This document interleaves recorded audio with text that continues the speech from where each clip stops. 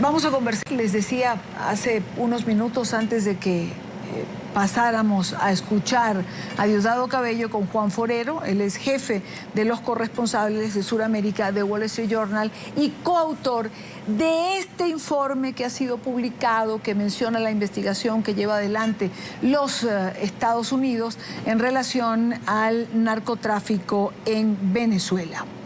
Juan, gracias por acompañarnos. Yo comenzaría preguntando, ¿desde cuándo, según la información que ustedes han llevado adelante, se plantearon las autoridades de los Estados Unidos investigar a funcionarios del gobierno chavista? Yo no creo que estas investigaciones son nuevas, estas empiezan hace años y eso es lo que nos contaron. No estamos seguros desde cuál año, pero tú sabes que en el 2008 es cuando el Departamento de Tesoro inicialmente señala a varios funcionarios oficiales del ejército venezolano por tener nexos con las FARC. Y después eso ocurre de nuevo en el 2011 y hay una lista, ¿no? Entonces esto es desde esa época. No estamos seguros exactamente qué año empezó, pero nos contaron que sí son investigaciones que empezaron hace un tiempo. Ahora, ¿qué habría llevado a considerar a Diosdado Cabello no como un funcionario más involucrado, sino como o el jefe de alguno de los cárteles o un nombre importantísimo dentro de lo que se presume, se dice que es una investigación o una operación, mejor dicho, de narcotráfico dentro de Venezuela? Mira, yo creo que es difícil decir exactamente el papel de Diosdado Cabello porque realmente la investigación cubre varios oficiales y funcionarios, oficiales del Ejército y la Guardia Nacional y también funcionarios del gobierno venezolano. Estamos hablando de una cúpula importante porque se han nombrado otros funcionarios, incluyendo Tarek El Aizame, Néstor Reverol, Hugo Carvajal, el general Domínguez Mota. Entonces, estamos hablando de todo un grupo de funcionarios y oficiales. Nosotros no sabemos exactamente cuántos, pero los nombres que salieron en el reportaje son confirmados por las fuentes oficiales de las fiscalías donde hicimos los reportajes. Una cosa que quiero decir es que, bueno, es decir, Diosdado Cabello se considera el número 2 de ese país, ¿no? De Venezuela. Entonces, y también lo que dicen, lo que se ha encontrado con estas investigaciones es que el narcotráfico no puede funcionar en Venezuela, es decir, no tiene posibilidad de mover grandes cantidades de cocaína sin las ayudas oficiales del gobierno, del ejército, de la policía, de la Guardia Nacional. Entonces, eso no ocurre con funcionarios de bajo nivel. Tú tienes que tener la ayuda, la luz verde de importantes funcionarios y oficiales. Claro, porque se presume que está la cantidad de droga que se mueve, que no podría circular o moverse dentro del territorio venezolano sin la anuencia de los funcionarios que se supone tienen bajo custodia el territorio venezolano. Sí, no, exactamente. Y sí, tienes razón, es un grande monto de cocaína. Claro que no se sabe exactamente, pero los Estados Unidos estima que en el 2013 120 toneladas métricas salieron desde Venezuela. Es decir, usaron a Venezuela como trampolín para salir hacia Europa o al norte hacia el Caribe, Honduras y después los Estados Unidos. Colombia produce, en ese año, lo que produjo Colombia fue más o menos 250 toneladas métricas. Entonces estamos hablando de la mitad de la cocaína colombiana pasa por Venezuela. Juan, en la investigación que se publica se asegura que la reacción de las autoridades venezolanas en el caso de que finalmente se presentaran cargos formales contra Diosdado Cabello sería sísmica, y usan esa palabra. Yo quiero preguntarle qué quieren significar con este término. Pues mira, esa es una palabra que usó una de las fuentes importantes, te quiero decir, en ese reportaje. Eso quiere decir que se sabe cuál va a ser la reacción. Venezuela ve a los Estados Unidos como enemigo y ve cualquier crítica, cualquier cosa que sale de los Estados Unidos como un esfuerzo, parte de un complot para desestabilizar a Venezuela.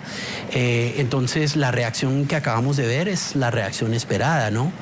Lo que nosotros esperábamos y queríamos es poder hablar con Diosdado Cabello. Hicimos ese intento, llamadas, correos electrónicos. Él sabía que esto venía porque nosotros intentamos hablar con el Ministerio del Interior, el Ministerio de Comunicaciones, la Presidencia, la oficina del presidente de la Asamblea Nacional, es decir, también intentamos con nosotros que nombramos en el reportaje, pero tú sabes, es decir, con medios... ¿Ningún funcionario del gobierno venezolano quiso atender la solicitud de conversar ustedes con ellos? No, era pues mande un correo y eso sí lo hicimos y otra llamada, pero no, nada, es decir, y eso es la respuesta venezolana a casi cualquier pedido, tú sabes, para un medio independiente, es decir, en el caso nuestro un medio internacional, pero también en los medios nacionales es la misma cosa. Sí, ¿no? Claro, claro. ¿Esperan ustedes una reacción contra el medio por parte de Diosdado Cabello, del gobierno venezolano? Claro, digamos una reacción de las que también uno ya se acostumbra, ¿no? Una cadena nacional, un intentar descalificar a los periodistas, funcionarios, etcétera. Eso suele ocurrir en Venezuela, entonces se espera, pero ojalá lo que nosotros queremos realmente es tener una discusión con ellos. ¿Qué piensan de lo que está pasando en los Estados Unidos? Tú sabes, en estos últimos meses Maduro ha hablado de desestabilización de los Estados Unidos. Y también tú has visto comentarios, Domínguez Mota hizo uno en Twitter hace poco, hablando de investigaciones de los Estados Unidos. Ellos sabían que había investigaciones por fiscalías. Yo creo que cuando hablan de desestabilizaciones, están hablando de eso. Porque ¿qué tal si hay cargos contra este funcionario y otro, y hay informantes saliendo, Leamsi, Rafael Licea, otros? Es decir, eso para un gobierno puede sonar o tienen la sensación de que esto es una cosa de desestabilización. Claro, Rafael Licea fue viceministro, luego ocupó el cargo de ministro, luego fue gobernador de finanzas, luego fue gobernador del estado de Aragua. Leamsi estuvo a cargo de la seguridad de Diosdado Cabello, aunque el propio Cabello lo ha desmentido. Estos dos personajes han sido fundamentales dentro de los datos que se puedan tener ahora. Yo creo que son importantes, pero yo no sé cómo de fundamentales, porque realmente una cosa que encontramos en nuestra reportería es que lo que está pasando es que hay mucha gente que está saliendo de Venezuela, desertores, informantes, funcionarios. Hay mucha gente que está negociando con fiscales. Hay muchas cosas que están ocurriendo ahí, y no estoy hablando solamente de bajo nivel, estoy hablando de alto nivel. Entonces hay gente que está buscando salir de Venezuela y hay fiscales que están interesados, obviamente, en escuchar qué tienen que decir estas personas. Acuérdate que Leamsi es nuevo, ese caso es... él ha sido valioso. Sí, tenemos la sensación de que su información es muy valiosa, pero estas investigaciones tienen años. Ok. Ahora, Juan, ¿por qué escogen este momento? Sabemos que las fiscalías federales de Miami y Nueva York, la propia DEA, no han dado declaraciones oficiales. Pero, hombre, estamos entre periodistas y sabemos que hay un momento que se escoge para que alguien declare por debajo de cuerdas, para filtrar algún tipo de información, para que aparezca un informante que hable con los medios. ¿Por qué este momento? Yo no creo que es por cierto momento. Lo que pasó realmente es que el año pasado a Hugo Carvajal, alto oficial en las fuerzas de seguridad de Venezuela, fue capturado en Aruba y salieron cargos contra él públicamente. Y los Estados Unidos quería extraditarlo. No pudieron, ¿ok? Pero eso nos interesó. Oye, están detrás de este. ¿Quién más? Después ocurrió lo de Leamsi, supimos muchas cosas por eso y empezamos a preguntar, a indagar, a hablar con gente, ¿no? Pero te cuento que una cosa que tienen que entender en América Latina es que las fiscalías norteamericanas federales son independientes. Entre ellos hay broncas, hay rivalidades. Es decir, ellos trabajan casos que les interesan a ellos en los distritos donde ellos trabajan.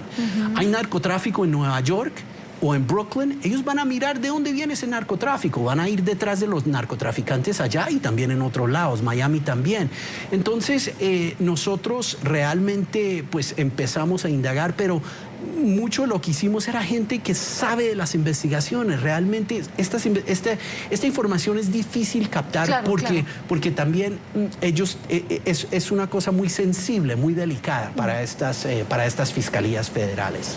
Ahora, Juan, también hay que entender, y me gustaría conversar un poco sobre eso, que las fiscalías trabajan independiente del Departamento de Estado. Es decir, esto no tiene que ver con el gobierno central de los Estados Unidos, esto tiene que ver con investigaciones de organismos independientes como estas fiscalías. Sí, exactamente. Realmente nosotros no tuvimos cooperación de la administración. Porque, se puede prever una reacción del gobierno de Venezuela contra el gobierno de los Estados Unidos. Sí, sí, exactamente. Pues es normal, tú sabes, en Venezuela pues el sistema judicial es completamente controlado por el Ejecutivo y eso se sabe y todos lo sabemos, ¿no? Y en cualquier país latinoamericano, muchos de ellos, pues los políticos tienen influencia en los sistemas judiciales. En los Estados Unidos no es así. Nosotros realmente no tuvimos mucha cooperación de la administración, aunque tratamos de obtener información de ellos. Entonces, no, y los fiscales, es decir, la gente con quien hablamos que están metidas en estas investigaciones también nos dijeron, nosotros no hemos hablado, tenido problemas, nada con el Departamento de Estado. Porque otra cosa es una cosa que también mucha gente piensa es que el Departamento de Estado puede frenar investigaciones, porque el Departamento de Estado no está interesado en desestabilización en Venezuela, lo que les interesa es estabilidad, ¿no? Y entonces se puede decir que ellos tienen su propia agenda. Un fiscal que trabaja en temas de narcóticos en Nueva York va a tener otra, ¿no? Ellos no están pensando en la geopolítica, eso es lo último para ellos. Juan, ¿se conocerá en algún momento, digamos, las pruebas que manejan esta fiscalía o eso es absolutamente difícil? Porque mientras no se conozcan o no se hagan públicas las pruebas que se manejan, tenemos a funcionarios como Diosdado Cabello u otros funcionarios del gobierno venezolano diciendo que esto es un invento, que esto no es más que una calumnia, que esto no es más que el deseo del imperio de desestabilizar al gobierno, o que es producto de la oposición que compró seguramente a los fiscales tanto de Nueva York como de Miami para que simplemente en algún momento puedan presentar algún tipo de cargos. Sí, mira, yo creo que es difícil para que yo te diga, bueno, qué va a pasar con estos casos y si se van a volver públicos o no. Volviendo a Hugo Carvajal, ¿ok? A él lo detienen en Aruba, de ese gobierno, pues el gobierno holandés, y los Estados Unidos lo tienen en extradición. Todo el mundo, wow, esto es una historia enorme, y después salen las pruebas. ¿Qué salen? Salen los cargos, salen del distrito de Miami, es decir, el distrito federal de fiscalías, y sale del distrito sur, eso es Manhattan, New York. Entonces salen esos documentos. Pero ¿sabes cuándo se elaboraron esos documentos? No del año pasado, años anteriormente. Es decir, estaban sellados, no se sabía. Entonces ellos los sacaron a la luz pública porque ya pensaban, estos fiscales y la DEA y todos los que estaban involucrados en esto, que ya en unas horas iban a tener al señor Carvajal en Miami. Entonces no estaban preocupados, obviamente. Claro. Pero normalmente con casos como este están sellados. Es decir, es posible que en este momento ya hay cargos contra varios funcionarios venezolanos. Yo no me sorprendería, pero tampoco vamos a saber eso porque... claro, porque tampoco van a salir y se van a exponer a que les pase lo que le pasó a Carvajal. Sí, la otra cosa es que es ilegal. Un fiscal no me puede decir a mí, tenemos cargos y está sellado. Es completamente ilegal. Abogados y otra gente sabe, pero es ilegal que cuenten, que hablen de eso. Es muy difícil saber esas cosas. Solamente se conoce si en algún momento pasan por algún aeropuerto y allí y hay estos alertas o... Pues puede pasar así, o ya lo pueden tener en los Estados Unidos y ponerle cargos. Pero mira, por ejemplo, el tema de los paramilitares colombianos. Es decir, estos tipos, en algunos casos, puede haber condenas y el caso completamente sellado. Tú nunca vas a saber nada de eso. porque es parte del acuerdo que se hace, ¿no? Entonces eso es diferente, porque ellos ya están allá y están cooperando y todo eso, claro, ¿no? Pero sí, hay diferentes razones por cuál tú vas a sellar estos cargos y otra razón para hacerlas públicas. Juan Forero, una última pregunta. ¿Qué viene en esta historia? ¿O qué visualiza Juan Forero, jefe de corresponsales en Sudamérica de The Wall Street Journal? ¿Qué visualizas? ¿Qué capítulo se va a escribir, digamos, en los próximos días o en los próximos meses? Yo no sé, pero yo creo que sí hay varias investigaciones, hay mucho que no sabemos. Un alto funcionario nos dijo, mira, esto es ¿cómo se hizo? Como multidistrito. Esto es una vaina que se ve en varios lados. Nosotros solamente sabíamos de Miami y Nueva York, pero hay otras ciudades y hay otro tipo de investigaciones, ¿no? Por ejemplo, ahí hablamos un poquito de lavado de dinero, pero realmente yo creo que hay mucho más que decir en eso y hay otros temas también. Entonces, veremos. Es decir, esta historia es punto suspensivo. Sí, exactamente. Juan Forero, te agradezco de verdad muchísimo el que hayas estado con nosotros en NTN 24. Esto es una historia que se está escribiendo. Seguramente tendremos a Juan en alguna otra oportunidad para ampliar eso que está por escribirse y que no se sabe lo que es. Sería un placer. Muchas gracias. Gracias de verdad por acompañarnos.